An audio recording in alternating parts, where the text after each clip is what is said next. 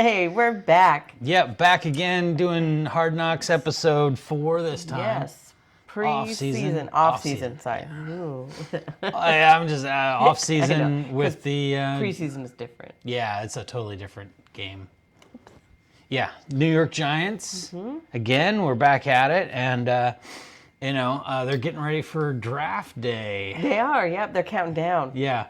So I thought that draft day was going to be this episode. It turns out it's not until next episode. Yes, I mean... This is all the stuff leading up. Yeah, and they're like 10 minutes away from drafting, so they left us on a cliffhanger. 10 minutes. I mean, they're in the room. They're all dressed up. So They've been scary. taking photos together.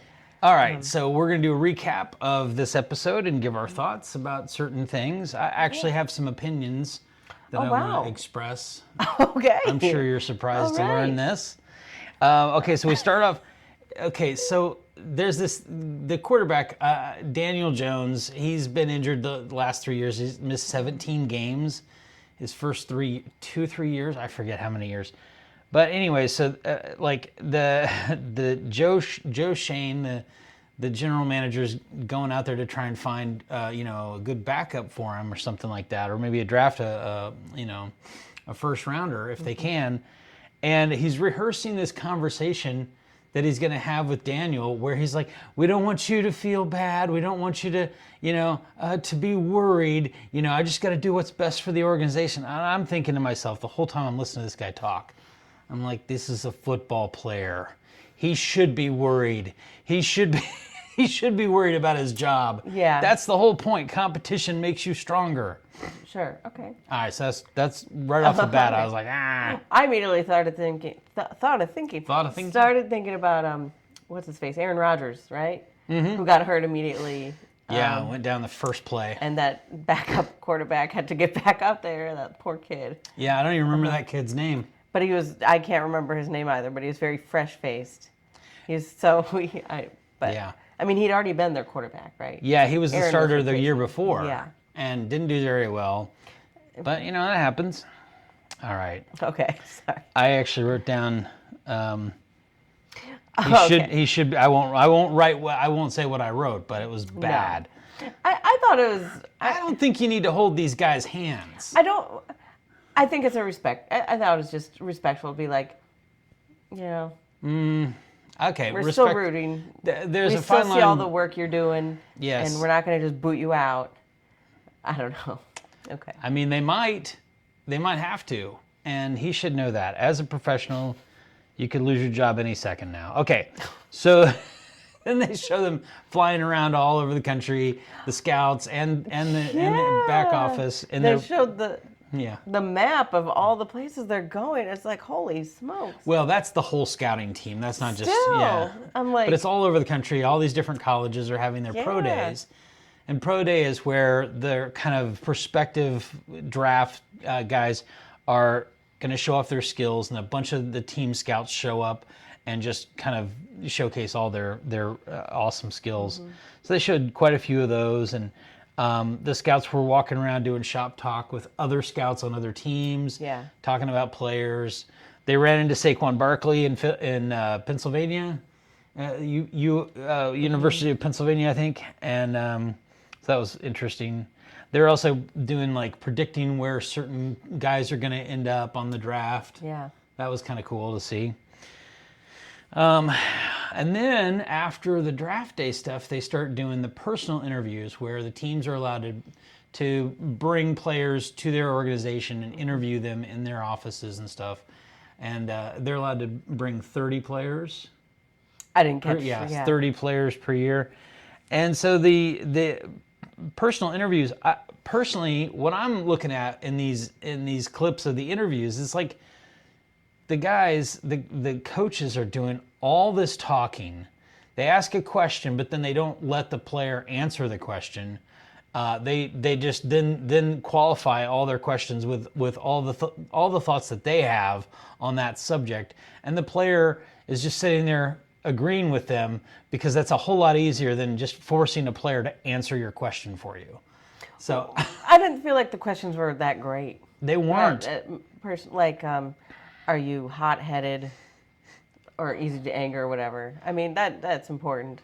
Well, it's like that was the one I felt like both guys talked a lot. They talked way too much. They didn't let him answer the question. The other one was, do you want to be here? That was a good question. That's a good question, but also I felt like the answers were, I don't know, they seemed nervous. The players seemed a little.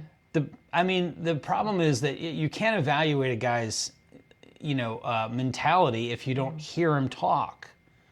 And if they're just nodding along with what you're saying, that's just something that they've picked up as a survival mechanism, So I was not impressed by the interviews.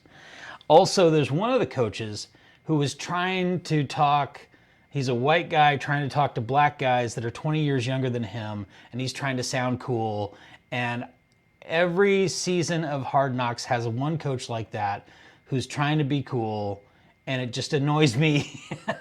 You're not cool, but you have a job to do, so just do your job. Just talk in your normal voice and expect them to communicate at your level, because if you're not, you just look like a joke. I'm a little fired up. Can you tell? Yeah, I'm gonna let you go. Yay! Yeah. All right. Anyways, so then they got serious and they started talking about the draft and what the draft has been for quarterbacks, and they showed this really cool graphic of the top 3 or 4 quarterback draft per year going back 10 years. I think it was 10 years. Yeah. And they would show the names in the year, and then they would highlight them in either red or blue. And the first 5 or 6 years, they were all just red, red, red. And I'm like, I wonder what this is for. And then Patrick Mahomes came up, and it was blue. And I'm like, oh, now I know what the red and blue is for. These guys are all busts, and then you get to a good player. And so that was pretty interesting. It was really interesting. I was excited that I was recognizing so many names. I'm like, hey, I know those names. Jared Goff, you recognized? Yeah. Yeah. That was fun. And getting to see Peyton and Eli when they were drafted. They were so young. They were babies. They look so young. Well, I think Peyton was already in. I think he's older, so he was there. But it was Eli's draft, and that was what they were talking about. Was 20 years back, they traded so many things to get Eli, and they were so nervous about it, as usual. Who's that guy? Mara. Oh. I keep forgetting his name. Well, they also showed the previous general manager at the time, who was like, we did give a lot. And they showed Ben Roethlisberger's reaction to Eli getting traded for all those picks and all that stuff. And he was like, wow, they really wanted him. And, I mean, it paid off, Yeah, it changed the franchise as they knew it. Yes. Is, I think, what they said. That's what they... All right. And the kids were there. They did bring kids to work day. The day of the draft. That was a little too much. I would not have picked that day. Yeah. But it was fun to hear him ask his kids who he thinks. And he wrote down all their answers. Yeah. And, some of the kids knew what they were talking about. It's fun. Yeah. Competition is fun. And then they showed him making lots of phone calls. There's like a montage of him making phone calls to all these other GMs around the country and trying to work deals and see what people were open to. And I think that that's really good insight into the mindset of the other teams, which can help you try to figure out where those other players are going to go. And ultimately, he did have a pretty confident presentation to show, was it the owner? And he had a group of people in his office. And he had to show them a presentation of what the possible scenarios were, and I thought that was pretty cool. That was fun, seeing where people could land on the pick chart. Yeah. Yes. The pick chart. Yeah. Well, if the Bears get to move up here, and then these move here, and then they might take these.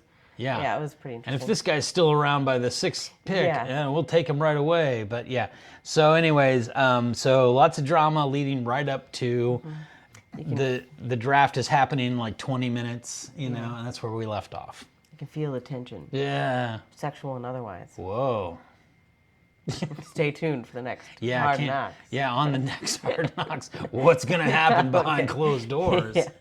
All right, I'm sorry. Yeah, well, I thought this was more exciting than some of the episodes. I was like, let's do this, let's see it. Yeah. Well, I thought we were going to get into draft day today. Like, that's what I thought we were going to see is some of the, but they're saving it for next week. Cliffhanger. Yeah, hold it on. So anyways, like and subscribe. Put your comments below, right? Yeah. Tell us what you think. And, Who do you think they'll draft? Oh, but, it's already a done deal. It's already out there. You can look it up. No. You can look it up, obviously, to see what happened, because this happened back in April. Yeah.